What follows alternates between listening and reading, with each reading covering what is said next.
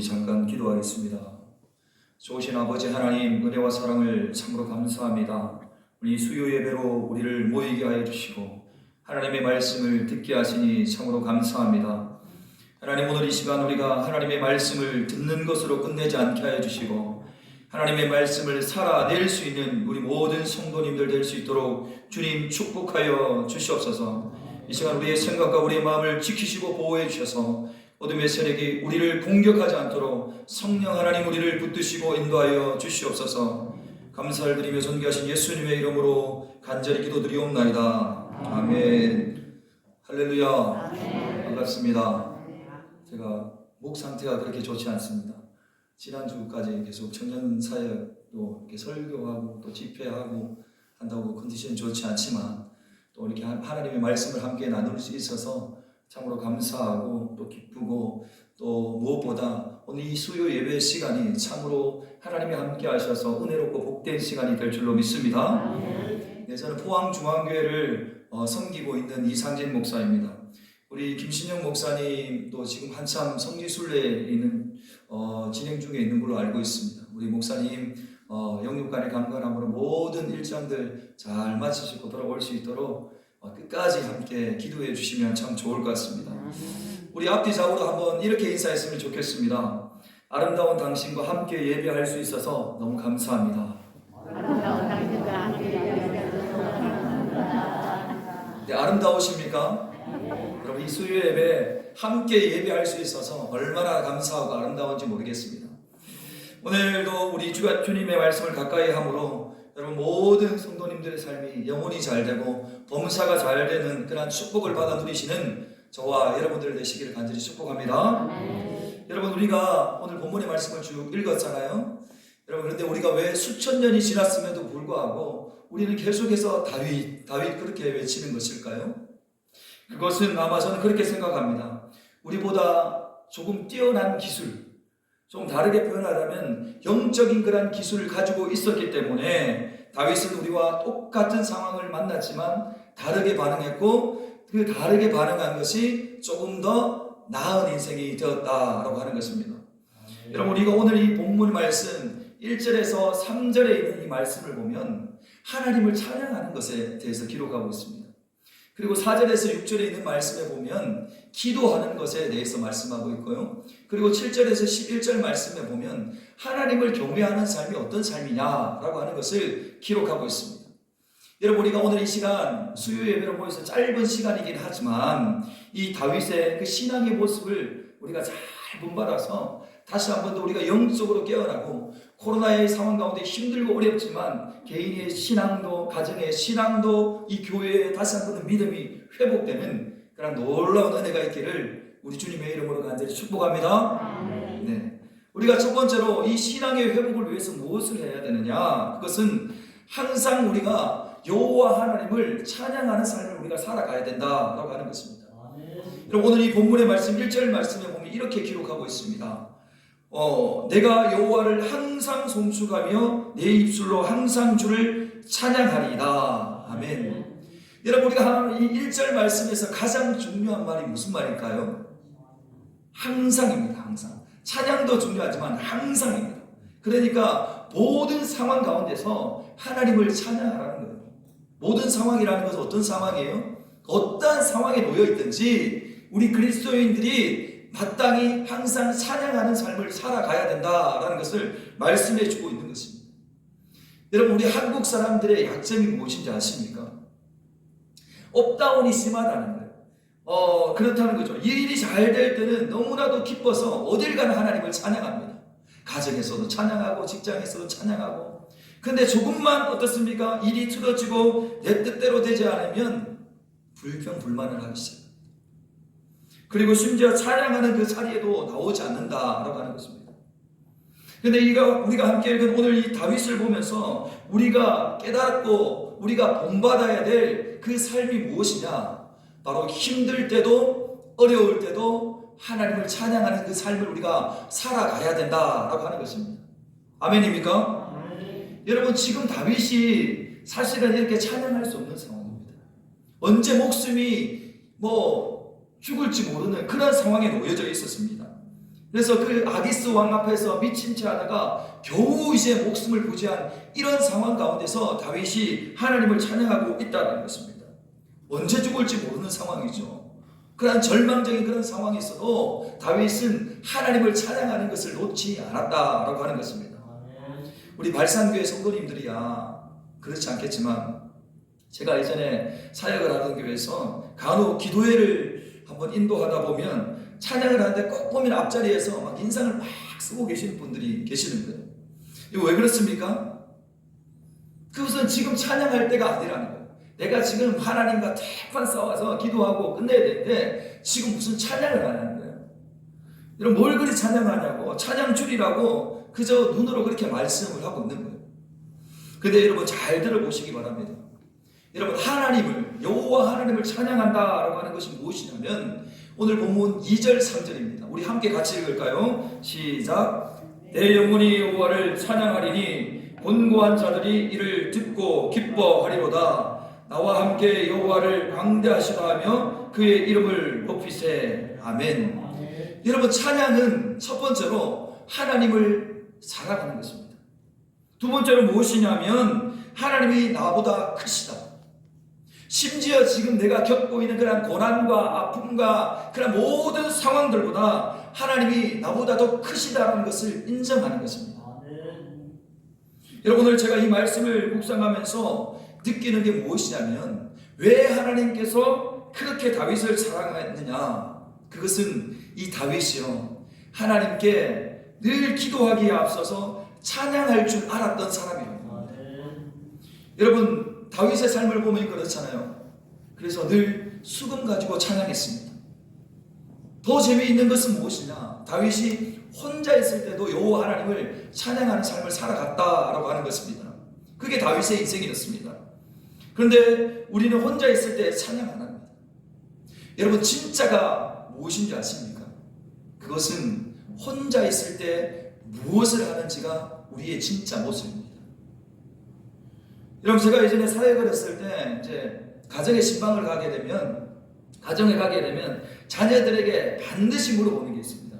그것이 무엇이냐면, 얘들아, 엄마 아빠가 찬양을 잘 하니? 아니면 엄마 아빠가 가장 좋아하는 찬양이 뭐냐? 라는 것을 질문해 봅니다. 제가 이런 질문을 해보면 아이들의 그 표정이 갑자기 달라지기 시작하죠. 부모님들의 표정은 더 막 힘들어하고 있습니다. 그러면서 어떤 친구들은 찬양은 잘 모르겠고요, 우리 부모님 트로트 진짜 좋아합니다. 그렇게 얘기를 하는 거예요. 말하면서 또 막 찐찐찐을 외치는 거죠. 요즘 한참 좋아하는. 여기서 끝나면 뭐 좋은데 저를 보면서 항상 하시는 말씀이 있어요. 아이들이, 목사님 명탁 닮았어요, 이렇게 하는 거예요. 그러면서 이거 뭐 여기서 이 친구들 앞에서 제가 노래를 불러야 되나 말아야 되나, 진실을 밝혀야 되나 말아야 되나, 그런 뭐 묻지 못한 그런 기억들이 있습니다. 여러분, 기억하시기 바랍니다. 여러분들이 혼자 있을 때가 무엇을 하는지가 여러분들의 진짜 모습이라는 그 사실을 기억하며 나아가시길 간절히 축복합니다. 여러분, 정말 우리가 힘든 시간들을 우리가 걸어가고 있잖아요.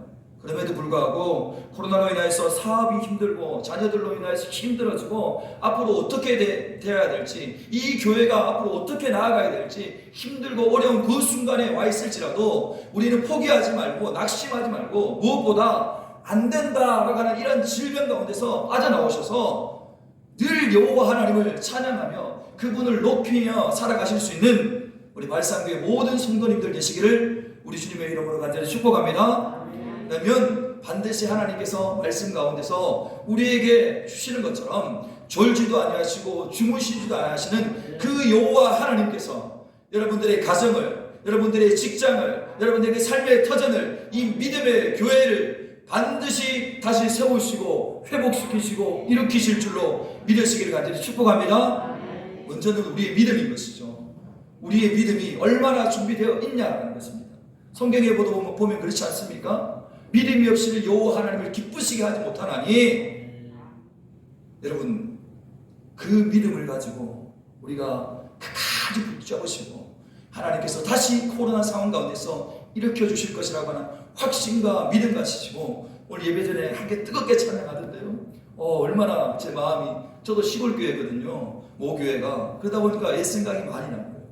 여러분 모일 때마다 찬양하시고 그 찬양함을 통해서 온전히 여호와 하나님을 높이며 나아갈 수 있는 저와 여러분들이 되시길 간절히 축복합니다. 두 번째로 우리가 신앙의 회복을 위해서 무엇을 해야 되느냐? 그것은 기대하며 기도하는 삶을 살아가야 된다라고 하는 것입니다. 어떻게 살아가야 된다고요? 기대하며 기도하는 삶. 여러분 알랭드 보통이라고 하는 사람이 있습니다. 프랑스의 유명한 작가예요. 근데 이분이 쓴 책 중에 불안이라고 하는 책이 있습니다. 그 책을 읽어보면 왜 현대인들이 불안해하는가? 이유는 아주 간단합니다. 하나님을 떠난 사람들이 불안해지거든요. 불안해지면 불안해질수록 더 세상의 권력을 붙잡고 물질을 붙잡고 세상의 흐름을 타고 나아가더라는 것입니다. 근데 하나님을 믿는 사람들은 어떻게 하느냐? 불안해하지 않고 그것을 통해서 더 여호와 하나님을 붙잡는 그러한 계기로 삼더라라고 하는 것입니다. 여러분 오늘 이 본문의 말씀 5절 말씀을 잘 보시기 바랍니다. 그들이 주를 앙망하고 광채를 내었으니 그들의 얼굴은 부끄럽지 아니하리로다. 아멘. 여러분 여기서 그들은 기도하는 사람들입니다. 앙망한다라고 하는 이 말의 뜻이 무엇이냐면 가장 쉬운 말로 기대한다. 여러분 그런데 제가 이렇게 쭉 살펴보면 많은 그리스도인들이 기도하는 자리에는 나옵니다. 그러나 기대하지 않고 기도하는 사람들이 참으로 많다라는 것입니다. 여러분 기도하면서도 이게 이루어질까? 기도하면서도 이거는 안 되겠지. 그런 의심 가운데 기도하는 사람들이 그냥 습관처럼 기도하며 나가는 사람들이 참으로 많다라고 하는 것입니다. 여러분 허브 윌러라고 하는 사람이 쓴 하나님과 연결이라고 하는 이 책을 쓴 사람이 있습니다. 너무나도 한적하고 평화로운 그 한 마을에 어느 날 나이트 클럽이 들어온다라고 했다는 그 소식을 이제 듣게 된 겁니다. 마을 사람들이. 그런데 이 나이트 클럽이 개업한다는 이 소식을 들은 그 마을의 수많은 사람들이 얼마나 근심에 빠졌겠어요. 이 나이트 클럽이 들어오게 되면 수많은 젊은이들이 청년들이 이 광란의 밤을 보낼 것이고 방탕한 삶을 살아갈 것이고 이 조용했던 이 마을이 굉장히 이제 소란스럽기 때문에 큰 걱정이 되었던 겁니다. 그래서 마을에 있는 이 교회에서는 이 문제를 두고 철야 기도에 들어간 겁니다. 성도님들이 하나같이 기도하기를 주님 이 마을에 들어와 있는 이 나이트 클럽을 불태워 주십시오. 주님 이 마을에서 떠나가게 해주십시오. 사라지게 해주십시오. 그렇게 아주 뜨겁게 너무나도 구체적으로 기도를 했던 겁니다. 그런데 어느 날 정말로 이 나이트 클럽이 천둥 번개를 맞아가지고 벼락을 맞아가지고 이 나이트 클럽이 불타게 되었던 겁니다. 이 나이트 클럽 사장님이 너무나도 화가 나서 이 교회를 상대로 소송을 걸었습니다. 교회가 자신의 영업소를 불타게 해달라고 기도했기 때문에 자신의 나이트 클럽이 불타게 되었다고 이 교회를 상대로 소송을 건 겁니다. 그런데 교회에서 얘기하기를 저희들이 기도한 것은 사실이지만 그 기도 때문에 이 나이트 클럽이 불탔다는 것은 말도 되지 않습니다. 라고 이렇게 책임을 부정했습니다. 이 양쪽 주장을 다 듣던 이 재판장이 결론을 내렸습니다. 누가 범죄를 했던 간에 분명한 것은 나이트클럽의 그 주인은 기도의 능력을 믿고 있지만 교인들은 그 기도의 능력을 믿고 있지 않습니다. 제가 볼 때는 이 교인들보다 나이트클럽의 그 사장님이 믿음이 더욱 좋습니다. 이렇게 재판장이 결론을 냈습니다. 제가 이 책의 내용들을 쭉 살펴보는데요. 너무나도 중요한 깨달을 말 하나님께서 주셨습니다. 여러분 우리가 기도는 하지만 기도의 그 응답의 능력을 믿지 않고 있습니다. 기대함 없이 기도하니까 기도의 그러한 능력을 보고도 믿지 않고 있다는 거예요. 여러분 기대하며 기도하며 나아가시길 간절히 축복합니다. 제가 예전에 신학대학원을 졸업을 하고요. 저에게는 집에 아들과 딸이 있습니다. 첫째가 아들인데요. 그 녀석이 한 번은 이제 저희 사모가 이 아이를 위해서 동화책을 사줘야 되겠다라고 얘기하는 거예요. 그래서 동화책 사주라고. 그랬더니 저희 사모가 하는 얘기가 당신 그 동화책 얼마 하는 줄 아냐고. 그 동화책은 그 얼마 하겠어요? 그렇게 생각했더니 이게 장난이 아니더라고요. 이게 한 권이 아니라 한 지를 사야 되니까 만만치 않은 금액이었습니다.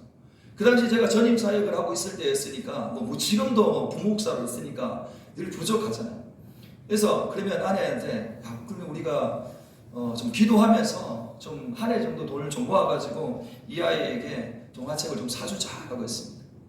그렇게 한 해가 흘러서 돈을 이제 좀 모아가지고 동화책을 딱 사주려고 하는데 후배 선교사에게 전화가 왔어요. 케냐에 있는 선교사입니다. 목사님, 저희 지금 케냐에 지금 돈이 너무 급합니다. 지금 교회 건축하는데 보수공사도 해야 되고 이 케냐에 있는 또 짐승들도 사줘야 되고 그래서 여러 이웃들에게 나눠야 되는데 돈이 부족하다. 그런데 너무나도 기가 막히게 이 아이의 동화책을 사줘야 되는 딱 그 금액인 거예요. 딱 지금도 잊을 수가 없습니다. 딱 50만 원이었던 것 같아요. 그 당시에는 굉장히 큰 돈이었죠.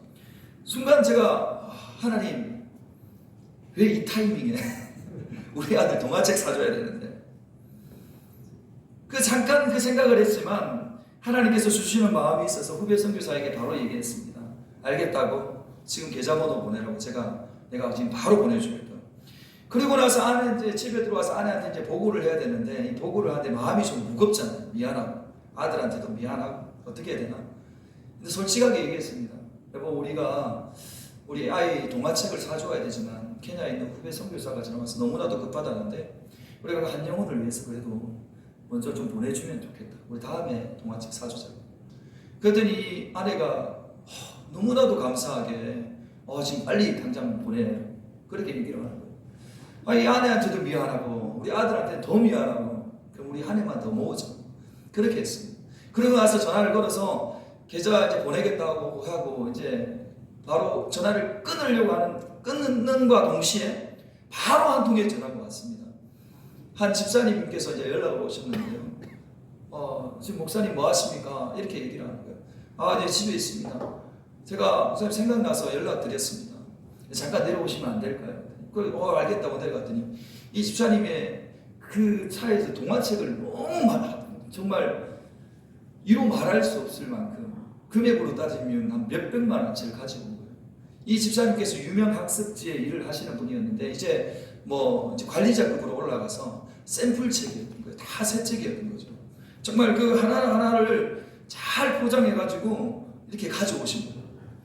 모두 다 주시겠다. 얼마나 감사합니까? 여러분 하나님의 은혜가 참으로 놀랍지 않습니까? 제가 선교지에 보낸 그 금액과는 비교가 안 되는 것이죠. 여러분 하나님이 참으로 멋지지 않습니까? 그러니까 저는 매일매일의 삶이 기대가 되는 거예요. 하나님의 일을 하면서도 근심과 걱정과 염려가 아니라 하나님께서 나를 통하여서 하실 일들이 기대가 되는 것이고 하나님께서 우리 성도님들 한 사람 한 사람을 통하여서 일하시는 일들이 더욱더 기대가 되는 거예요. 그러니 기도하면서도 얼마나 기쁘겠어요. 즐겁겠어요. 그러니 주의 일을 하면서도 하나님의 역사가 이루어질 것을 기대하며 나가니까 얼마나 제 마음 가운데 기쁨이 있겠습니까? 여러분 저의 고향은 경남 하동이라는 곳입니다. 예전에 하동하면 화개장터 유명했는데 요즘은 보니까 트로트 가수 정동원 하니까 하동 이렇게 얘기를 하시더라고요. 여러분 그곳에서 부모님께서 아주 어렸을 때부터 과수원 일을 하셨어요. 근데 과수원을 하다 보면 1년에 반드시 한 3번 정도는 좀 어려움이 오는 것 같습니다. 첫 번째는 이 겨울이 지나고 봄이 오면 꽃이 필 때 수정이 안 된다라고 하죠. 냉해가 온다라고 하죠. 꽃이 얼어버려서 얼어버리면 이 열매가 맺혀지지 않고 또 그것을 또 지나서 잘 통과했다고 하면 또 여름쯤 되면 또 태풍이 오고 또 중간쯤 되면 또 여러 질병들이 이제 이렇게 찾아오는 겁니다. 근데 이렇게 한 번도 좀 거의 거슬러 간 적이 없었던 것 같습니다. 그런데 하나님께서 태풍이 오고 질병이 오고 그런 수정이 안 되는 그러한 상황 가운데서도 한 번도 저의 가정을 실망시켜준 적이 없는 거예요. 날마다 아주 특별한 방법으로 이루 설명할 수 없는 그 방법으로 세상의 방법으로는 정말 이해가 안 되는 그 방법으로 날마다 역사해 주셨습니다. 그런데 한 번은 너무나도 이제 그 질병도 심하게 오고 태풍도 심하게 온 거예요. 그러다 보니까 아버지께서 하시는 말씀이 올해는 정말 안 되겠다 그런 얘기를 하시는 거예요. 근데 제 마음 가운데 하나님께서 너무나도 선명한 그 말씀을 주시는 거예요. 그 말씀이 무엇이냐면 이사야서 말씀입니다. 40장 20절에 보면 내가 광야의 물을 사막의 강들을 내어서 내 백성 내가 택한 자에게 마시게 할 것입니다. 아멘. 하나님께서 저에게 이 말씀을 주시는데요. 정말 얼마나 기쁘고 즐거운지 이 말씀을 받고 나서 그 마음이 상실한 그 아버지에게 찾아가서 제가 그렇게 말씀드렸어요. 아버지, 걱정하지 맙시다. 아버지, 지금까지 우리가 수많은 어려움들을 겪고 지나왔어요. 근데 하나님 어떤 분이셨습니까?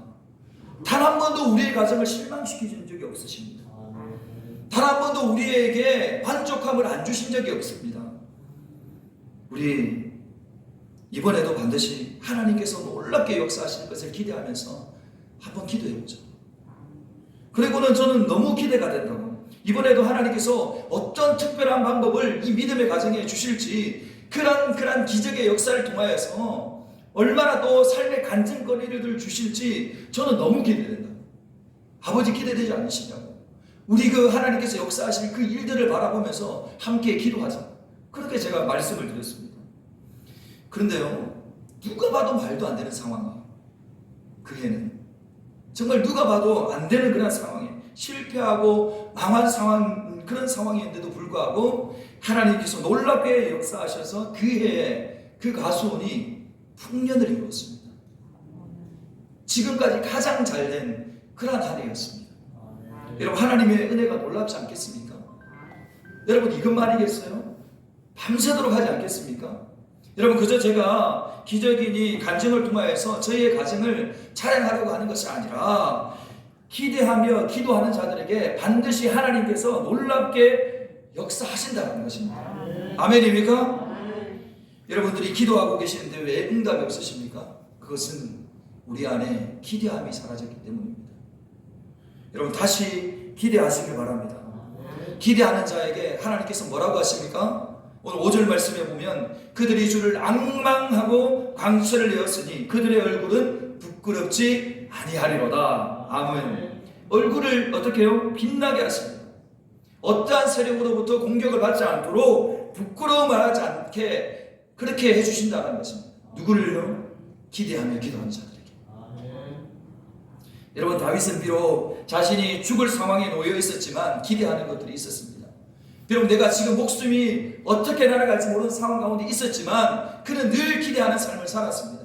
어렵고 힘든 상황 이 가운데서도 하나님께서 역사하셔서 나를 살려주실 것이다 라고 하는 그런 기대함이 있었습니다. 여러분, 나중에 우리가 결론은 다 잘 아시지 않습니까? 사울과 다윗의 차이점이 무엇이냐면, 사울은 늘 다윗만 묵상한 사람이었고 다윗은 그 사울 때문에 늘 하나님만 묵상한 사람이었습니다. 그래서 하나님만 기대하며 살아갔던 사람이 바로 다윗이었습니다. 그래서 결국에는 이 다윗의 얼굴은 빛나게 되었고 그 다윗의 얼굴은 부끄러움을 당하지 않게 되었다라고 하는 것입니다. 여러분, 기도가 끊어졌습니까? 여러분 안에 기대가 끊어졌습니까? 여러분, 우리가 코로나로 인해서 힘든 시간들을 그렇게 매일매일 보내왔잖아요. 어렵고 힘들지만 오늘도 기대함으로 나아갈 때, 기도함으로 나아갈 때 하나님께서 반드시 이 발산교회를 다시 회복시키시고 일으키시고 여러분들의 그 가정을, 여러분들의 직장을, 여러분들이 가는 곳곳마다 하나님께서 회복시켜 주실 줄로 믿으시기를 간절히 축원합니다. 마지막으로 우리가 신앙의 회복을 위해서 무엇을 해야 되느냐? 그것은 하나님을 경외하는 삶을 살아야 한다고 하는 것입니다. 이 경외한다라고 하는 이 말을 쉽게 정의하면 그렇습니다. 저희 형제가 어머니들께서 가장 힘들어하시고 가장 힘이 많이 드는 삼형제입니다. 제가 삼형제. 어렸을 때 이 부모님의 생신이나 결혼 기념일이 다가오면 늘 형제들이 함께 용돈을 모아가지고 선물을 준비한 그런 적이 있습니다. 그래서 부모님께 기뻐하실 것을 기대하면서 설레임으로 그렇게 준비했던 그런 기억이 아직도 제 마음 가운데 따뜻하게 남아 있습니다. 그러니까 제가 또 이제 커서 이 자녀를 낳고 보니까 이 사랑하는 자녀들이 저에게 그렇게 하고 있더라고요. 요즘 보니까 청년들도 보니까요, 이벤트를 굉장히 많이 하더라고요. 각종 기념일이 되면 남자친구에게 여자친구에게 깜짝 이벤트를 하면서 선물을 주고 하는 그런 것들을 참 많이 봅니다. 그런데 왜 이렇게 부모에게 원래 이벤트를 하고 사랑하는 여인들이 그렇게 선물을 나눠주면서 그렇게 이벤트를 준비하는 것일까요? 답은 여러분 너무나도 간단합니다. 그 부모님을, 사랑하는 남자친구를, 사랑하는 여자친구를 기쁘게 해드리기 위해서. 여러분, 하나님을 경외한다는 것이 무엇이냐? 그것은 오늘을 살아갈 때 하나님의 기쁨을 드리기 위해서 내가 무엇을 할 건지 고민하며 살아가는 것입니다. 여러분, 확신하건대 오늘도 여호와 하나님을 기쁘시게 해드리는 삶을 살아가고자 한다면 100% 여호와 하나님을 경외하는 삶을 살아가는 것입니다. 여러분, 그래서 우리가 주님을 경외하는 마음으로 날마다 예배를 준비하며 나가는 것이고, 날마다 기도하며 그렇게 나아가는 것입니다. 여러분, 사랑하는 여러분, 이것은 그냥 되어지는 것이 아닙니다. 연습을 해야 됩니다. 아침에 일어나서 어떻게 하면 아내를 기쁘게 해드릴까? 어떻게 하면 이웃을 기쁘게 해드릴까? 어떻게 하면 남편을 기쁘게 해드릴까? 어떻게 하면 자녀를 기쁘게 해드릴까? 이것으로 그치지 마시고 하루에 눈을 뜨시고 그때마다 어떻게 하면 하나님, 내가 하나님의 기쁨을 드리기 위해서 내가 무엇을 해드릴까요? 무엇을 하면 좋을까요? 그렇게 여러분 살아가실 수 있는 저와 여러분들 되시길 간절히 축복합니다. 그렇지 않으면 우리가 사는 대로 생각하게 됩니다. 여러분, 하나님을 경외하게 되면 하나님께서 우리에게 어떠한 특권을 주시냐? 7절 말씀입니다. 함께 읽을까요? 여호와의 천사가 주를 경외하는 자를 둘러 진치고 그들을 건지시는도다. 아멘. 여러분, 이 부분을 원어로 보면요, 천사가 야영한다 라고 하는 뜻을 가지고 있습니다. 왜 야영을 하는지 아십니까? 하나님을 경외하는 자들을 지키시려고, 보호해 주시려고 천군 천사가 그들을 둘러서 캠핑을 하면서 지키시려고 그렇게 우리를 보호해 주신다라고 하는 사실입니다. 여러분, 놀랍지 않습니까? 그 사람을 그렇게 지켜주신대요. 여러분, 두 번째로 8절 말씀에 보면 너희는 여호와의 선하심을 맛보아할지어다 그에게 피하는 자는 복이 있도다. 아멘. 하나님을 경외하는 자는 하나님이 정말 놀랍게도 선하신 하나님이시라는 것을 늘 깨닫게 된다라고 하는 사실입니다. 그것이 여러분 우리가 잘 아는 시편 23편의 고백 아니겠습니까? 마지막으로 세 번째로 8절에서 9절 말씀입니다. 우리 함께 읽을까요? 너희 성도들아 여호와를 경외하라. 그를 경외하는 자에게는 부족함이 없도다. 젊은 사자는 궁핍하여 줄일지라도 여호와를 찾는 자는 모든 좋은 곳에 부족함이 없으리로다. 아멘. 여러분, 하나님께서 저와 여러분들을 떼부자로 만들어 주신다는 것이 아닙니다. 여러분, 부자보다 더 좋은 사람이 누군지 아십니까? 그것은 가장 정확한 시간에 여러분들이 필요한 것을, 여러분들이 있어야 할 것을 하나님이 늘 공급해 주시는 그런 사람입니다. 여러분, 오늘 10절 말씀에 보시면 젊은 사자는 궁핍하여 줄일지라도, 여러분, 젊은 사자가 어떻게 궁핍하여 줄일 수 있을까요? 그렇지만 그 젊은 사자도 때로는 궁핍하여 줄일 때가 있다는 것입니다. 그렇지만 여호와 하나님을 경외하며 살아가는 사람들에게는 그러한 일이 절대로 없다는 것을 저와 여러분들에게 말씀해 주고 있는 것입니다. 여러분, 제가 지금은 다리가 좀 튼튼하지만 지난 연말에 무릎 수술을 했습니다. 그래서 제 무릎이 수술해서 이제 병원에 누워 있는데요, 제 무릎이 부서져서 걸어다니지 못하는 것에 대한 그런 아픔이 아니라 우리 한국 교회가 부서지고 깨어진 이러한 모습을 바라보게 하시는 거예요, 하나님께서. 생각해보면 그렇잖아요. 제 무릎 부서진 거 그냥 수술하면 되는 거죠. 조금 불편하더라도 하나님께서 주신 그 사명을 감당하는 가운데 전혀 불편한 것이 없습니다. 다시 재활하면 뛸 수 있는 것이죠. 그런데 제가 너무나도 가슴 아픈 것은 교회가 복음을 잃어가는 것이 두려운 거예요. 교회가 예배를 잃어가는 것이 두려운 것이고, 교회가 사명을 잃어버려가는 것이 너무나도 가슴이 아픈 거예요. 교회가 하나님의 방법이 아니라 세상의 방법으로 살아가려고 하는 그런 마음을 바라보니까 제가 너무나도 마음이 아픈 거죠.